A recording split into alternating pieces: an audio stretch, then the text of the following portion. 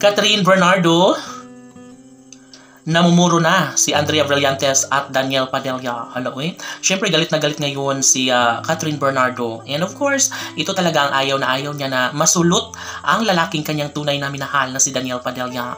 Natural, hindi na uman ito bago sa lahat dahil gwapo si Daniel Padilla.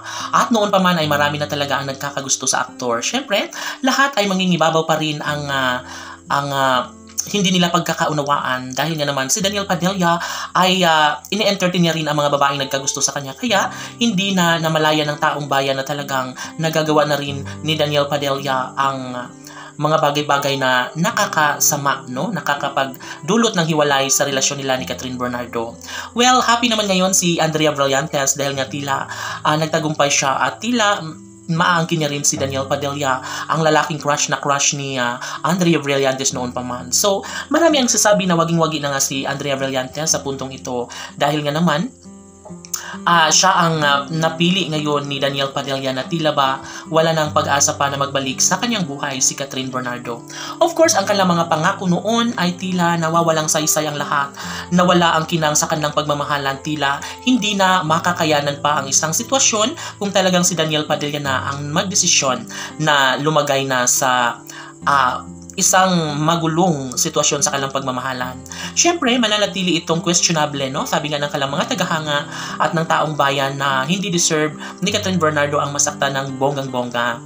And of course, tanong ng netizens, bakit kailangan pang dumating sa punto na magawa ni Daniel Padilla ang mga bagay na nakapagbibigay sakit sa damdamin at buong pagkatao ni Catherine Bernardo? Mahal nga kaya ni Daniel Padilla si Andrea Brillantes? Paano na ngayon si Catherine Bernardo?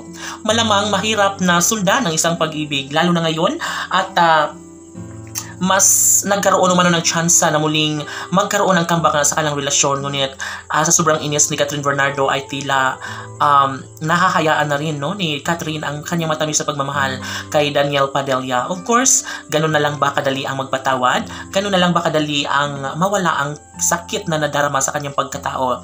Natural, alalahanin natin na mas sobra-sobra pa rin ang pagmamalasakit ni Catherine Bernardo para lamang tumagal ang kanilang relasyon ni Daniel Padilla. Sana dapat ay maging patas naman umano si Daniel Padilla dahil sobrang unfair na mahal ni Catherine Bernardo si Daniel Padilla at ito lamang umano ang kanyang igaganti. Ito lamang ang isusukli ni Daniel Padilla ang palitan sa buhay niya si Catherine Bernardo at nariyan ngayon si Andrea Brillantes. Siyempre, hindi ito katanggap-tanggap sa taong bayan at siyempre, hindi nila ito matanggap na si Daniel at Andrea. Dapat si Catherine laban!